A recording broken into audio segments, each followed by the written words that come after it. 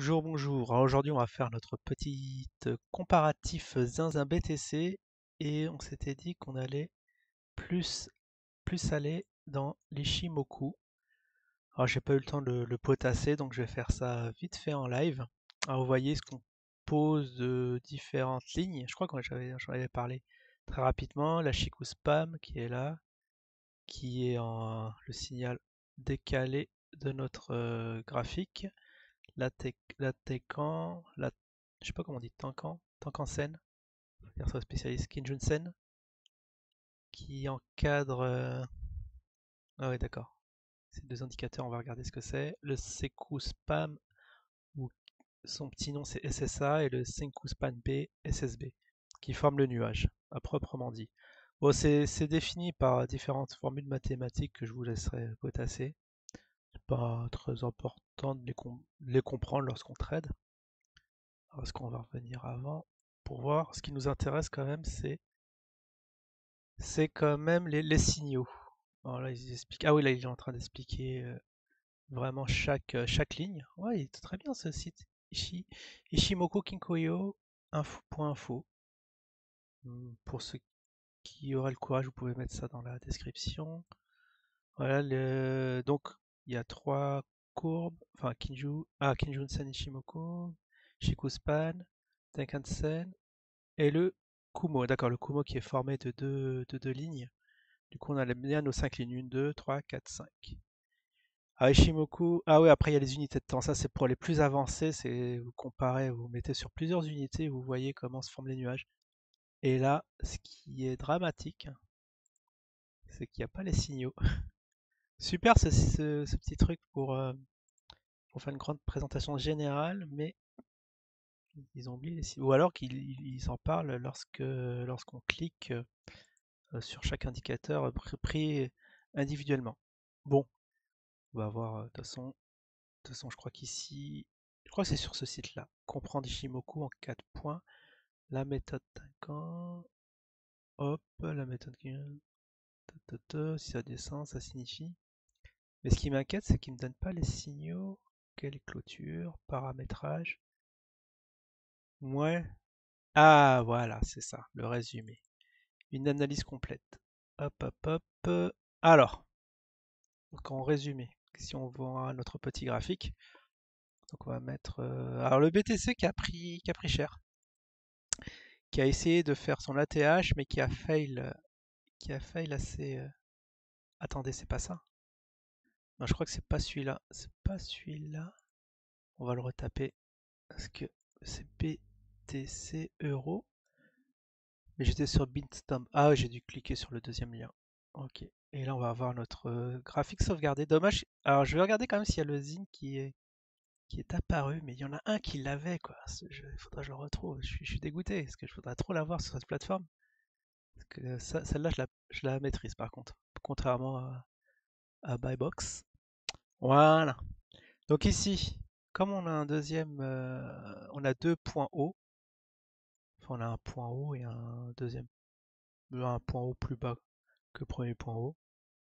Hop, on va faire une droite de tendance. Ouais, c'est ça. Alors, ce qui m'inquiète, va falloir le mettre assez petit.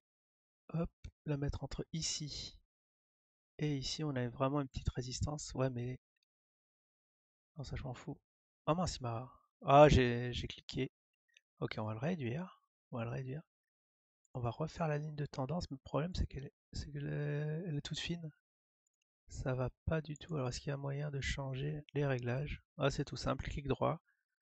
On va mettre vraiment un truc. On va mettre en. Comme c'est une ligne de résistance, on va la mettre en rouge. Bah oui. Hop. On va mettre en gros droite. Et après, je voudrais le mettre en position droite centre. Ça, je m'en fous. Mais pourquoi je peux pas choisir la grosseur? C'est bizarre. Ah, voilà, c'est là. Super. Je fais d'accord. Ok, là c'est clair. On peut faire comme ça. Vraiment, quand on va analyser plus précisément pour se mettre en mode trading, ça va être ces points-là, lorsque ça va taper dessus, qu'il va falloir vendre. Donc là, On a tapé une fois. Ici, jusqu'où, je sais pas jusqu'où ça va aller. Parce qu'après, il y a une autre ligne qui est assez pertinente. Je vais vous la tracer.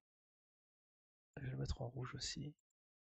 Voilà, ici on dirait qu'il y a celle-là, celle-là. À regarder, à regarder. En plus, ça semble former une épaule, tête-épaule. On va le tracer, tiens. Soyons fous. Alors, je sais qu'on l'a. Je l'avais pas remarqué tout de suite dans ce graphique, mais on l'a. Pac, pac. Ah, mais faudra que je le mette vraiment plus en gras là aussi. Mince, pourquoi ça fait ça? Comment on quitte? Je fais escape? Que j'avais peur que mon été se barre. Hop, réglage là aussi. On va le mettre, je sais pas en quelle couleur. Déjà, on va le mettre en gros. Oh, il est trop pâle. Voilà, super. On va le mettre comme ça. On est bon sur tout. Voilà, après, il y a la ligne de coup. Bon, ça, c'est vraiment. Il faut que ça se confirme. Là, j'anticipe un peu les choses, mais pour moi, ça n'ira pas plus haut. Je suis assez partagé. Pour moi, ça ira pas plus haut parce que quand même, ce point de 2017, faut quand même que ça travaille au moins un petit cycle de 5 ans. En 2022, ouais, encore 2 ans avant que ça casse ça, hein, dans le timing. Et sinon, on approche la fin de l'année. Est-ce que les gens vont faire du FOMO, justement, voudront l'acheter coûte que coûte, et qui vont provoquer un très très décalage du cours très très haut. Mais bon, ça, on en saura plus au mois de décembre. C'est quand le 1er décembre, ça va tomber? Oh, c'est un week-end. D'accord. Dès lundi, on saura si vraiment ça va casser la ligne rouge que je viens de tracer. Enfin bref, bon, ça c'était vraiment l'analyse rapido, long-termiste, et on va expliquer l'Ishimoku comme on avait dit. Alors le problème c'est qu'on le voit pas trop. Je sais qu'il y a des nuages quelque part. Attendez, c'est vrai que là ça m'inquiète. J'espère que je l'ai. Ah si, si, si, voilà, ouais. Ok, on l'a. Il faudrait que je le mette en plus gros. Alors il faudrait que je chope. Parce que vous voyez, là on dirait que ça décale un peu. Ça c'est le Shiku, le Shiku spam, comme on avait vu. Ah, je peux pas faire. Franchement, je peux pas vous faire une petite analyse en daily. On va mettre ça en 4 heures. 4 heures, est-ce que c'est plus. Ouais, c'est pas plus clair. Comment ça se fait que c'est très très rapproché de la courbe en 1 heure? Pour vraiment vous donner un peu les bases, les signaux. Parce que peut-être que j'en ai trop, j'ai trop de lignes. Oula, qu'est-ce que je fais? Ok, faut que j'attrape le graphique. Voilà, vous voyez, il faudrait que je change voilà, les couleurs, que je mette un peu plus gros ici, mais j'arrive. Ah, c'est bien ça. Parce que j'ai chopé un truc là.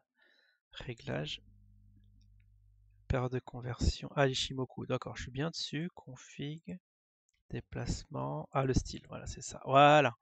Ligne de base, ligne de retournement. Oh, lead. Ah, ça, ils ont tout traduit en franglais, parce qu'il y a du lead. Lead 1, lead 2. Alors, si le Shiku voudrait bien voir la couleur du Shiku, le Shiku, il était où? Wow, je ne reconnais plus rien. Donc, on a la bleue, la rouge, là, c'est la Tenken et la. Tenken et la deuxième, c'est quoi? Attends, je révise, j'ai oublié les noms. Il y en avait deux. Il y en avait deux. Tenken et la Kinjun. Ok, Kijun-sen, c'est la bleue. Peut-être qu'on va l'écrire. Que se passe-t-il? Que se passe-t-il? J'ai perdu. Ah oui, c'est juste là. Ah, faut que je me dépêche un peu. Voilà, j'ai la verte, la rouge. Et la Chikou, c'est. Oh bah, c'est la verte. Ok, maintenant, je vais essayer de la rechoper. C'est pas une mince affaire. Ok, ah oui, là, on peut apercevoir, il y a eu une longue mèche. Ça nous rappelle les heures les plus sombres sur le Zine. Vous vous souvenez? Ça fait très peur, hein. Ça a failli dégringoler, mais il y a eu de forts volumes. Les robots en ont profité pour acheter. Alors, on avait dit que c'était quelle couleur? Oh, déjà, je sais ce que je vais faire. Si je la mets en jaune. Ok, la bleue. Alors, pour avoir bien les termes, c'est la Kinjun-sen. On va laisser en bleu. C'est sa couleur des prédilections. On va le mettre en gros. Oh, violet bleu comme ça. Ouais, c'est très bien. Et l'autre. Donc la conversion, d'accord, ils appellent ça comme ça. Ligne de base. Je présume là, c'est vraiment. Là, on va le mettre en 1. Ligne de base, ça a l'air. Je sais pas, c'est quoi ligne de base? Ligne de retournement. Je- C'est bizarre parce que là, c'est le Chikou, non? Ah ouais, c'est bien le Chikou. Le Chikou, je sais pas quelle couleur on va mettre. On va pas le mettre. Eux, ils le mettent comment? On va essayer de s'adapter. Le Chikou, ils le mettent en jaune. Ouais, jaune. Ouais, c'est très bien, jaune. Bon, ça fait sapin de Noël, mais bon, c'est comme ça quand on a surchargé le graphique. C'est pour ça que je vous conseille d'utiliser un ou deux indicateurs. Il n'en faut pas plus, hein, les autres, c'est juste. C'est un peu redondant, de toute manière. Ok, on va mettre une grosse épaisseur pour là. C'est là, du coup, c'est là. La Tincan. Ok, super. Et la lead, comment ils appellent ça la lead? La verte. Ah oui, bon, après c'est le nuage. Alors pour faire nuage, est-ce qu'on peut, je sais pas, qu'est-ce qu'on peut mettre? Orange? Orange, c'est bizarre, mais bon. Orange et une qui se rapproche du orange. Je sais pas. En fait, c'était celle-là, la orange, et... Oh, attendez. Voilà. Et je vais mettre l'autre plus vers les verts. Oh, putain, que c'est une tannée quand même. J'aurais pas dû faire tout ça dans cette vidéo. Je regrette un peu, j'aurais dû la faire en deux. Hop, d'accord. Ici, on est d'accord. Voilà, on a un peu tout. Et maintenant, voilà, ce qui est important, c'est de analyser comment ça s'analyse, cette chose-là. Alors, en gros, ça, on va aller vite fait. Bon, vous pouvez vous attarder sur le site d'Admiral Market. Alors, ils font du CFD. Pour ceux qui savent, vous savez mon avis sur les CFD, hein. Hop, peut-être que je ne l'ai pas donné, mais bon, on va s'abstenir de parler de sujets polémiques, hein. On en a assez avec le Zine. Waouh, on a dépassé les 10 minutes. Ok, maintenant, on va aller dans le dur. Les signaux. Je l'avais. En conditions réelles. Qu'est-ce que c'est que ça en conditions? J'étais pas là. Méthode Scalpex, la nouvelle approche. Ah, la nouvelle approche, c'est avec les. C'est pas avec les périodes? Oh, le breakout. Kumo. Ouais, je sais pas. En tout cas, bah j'ai perdu. Waouh, attends, mais ils font trop leur pub là. Ok, on est là. Paramètres. D'accord, bon, c'est 9 périodes. Ah oui, 9, 26, 52. Je les avais perdus. Shimoku analyse complète. Voilà. En résumé, un petit timecode pour ici, pour ceux qui savent ce que c'est que l'Ishimoku, mais ils ne savent pas interpréter les signaux. Alors, un croisement haussier au-dessus du nuage Ishimoku est un signal fort. Donc, un croisement haussier. Donc, quand ils parlent de croisement, ils doivent parler de l'actif. Si tu croises, comme on a pu le voir là, oh, ici c'est l'inverse. Il y a eu un croisement, mais vers le bas. Du coup, ça, c'est un signal fort de vente. Et du coup, si c'est à la hausse, c'est un signal fort d'achat. Un croisement haussier sous le nuage Ishimoku est un signal faible. Attendez, mais on dirait une mauvaise traduction. C'est quoi signal fort et faible? Donc un croisement haussier sous le nuage. Donc si on est en dessous du nuage et qu'on commence à monter. Ouais, c'est vrai parce que ça s'apparenterait à une résistance. Du coup, faut se méfier. Et un croisement haussier dans le nuage Ishimoku est un signal neutre. Ah oui, c'est peut-être les termes. Du coup, ouais, quand l'actif est à l'intérieur du nuage, on ne sait pas trop vers quoi ça va. Du coup, on s'abstient de faire, de faire quelque chose. Et puis, un nuage. Bah après, ça, c'est le croisement baissier sous le nuage. Ah, donc là, il parle en termes de nuage, ouais. Ok, donc là, c'est la même chose, mais en termes de short. Alors, il suffit ainsi de prendre uniquement les signaux les plus forts. Oui, et ça ne vous laisse que deux choix. Soit le croisement aussi au-dessus du nuage Ishimoku. Alors, si on est au-dessus et que ça croise au-dessus, eh bien, vous pouvez y aller. Ça décolle, ça va décoller. Et après, et son pendant inverse, croisement baissier sous le nuage. D'accord, cette technique est... Alors, cette stratégie est peut-être la plus utilisée en Asie et bien sûr développée par Goichi Osada, je crois que c'est l'inventeur. avantager ces signaux. Bon, on n'aura pas le temps de parler des autres signaux, de l'attaquant et de l'autre, mais déjà avec ça, vous pouvez vous faire une petite idée de ce qui se passe. Là, je l'ai mis en heure, donc sur cette heure ici, si on fait, bah, on est au-dessus du nuage, à décoller, ouais, donc ici, vraiment en horaire, ça vaut le coup. Ça valait le coup si on était là. Attends, il est où le nuage? Ouais, il est là. Ouais, ici, faire. Mais bon, si on l'analyse vraiment en long terme, je crois qu'on est en semaine. En semaine, un petit opinion. Voilà, bah c'est plus clair quand les traits sont plus gros. Là, on voit qu'il y avait, il y avait de l'Ishimoku. Là, on voit bien tous les trucs. Mais il y a un truc qui me gêne, c'est que c'est vachement trop décalé. Avant, il se rapprochait. C'est bizarre. Peut-être que j'étais en moi, non? C'est bizarre, il était plus rapproché le Shiku là. Mais vous voyez, la jaune, elle est vraiment écartée je dirais, d'un mois. Sinon, sinon, dans le global, vous voyez où se trouve le nuage. Le nuage est vert, donc tendance haussière, mais qui a l'air peut-être de se retourner. Donc méfiance. Grosse méfiance ici, vous voyez. Mais bon, c'est juste des prémices, hein. Ça se trouve, ça va pas s'inverser et à la prochaine bougie verte, ça va repartir de plus belle. En tout cas, tendance fortement haussière, au-dessus du nuage. On avait quitté le nuage à partir d'où? Du coup, je vois plus l'actif. Ah si, c'est les bougies. D'accord, c'était ici. Ça avait vraiment. Ah, là où j'avais indiqué, c'est n'importe quoi. C'est n'importe quoi ce que j'ai fait là où j'avais indiqué tendance baissière, mais c'était vraiment haussier. Là, c'était le Shimoku qui nous donnait un truc haussier. Je vais quand même supprimer cette hérésie, puisqu'on quitte le nuage au-dessus. Enfin, le côté supérieur du nuage, je sais pas comment on dit. PAM, là, c'est la SSA en termes techniques, et c'était vraiment un signal vraiment d'achat. Et du coup, là, on est toujours haussier.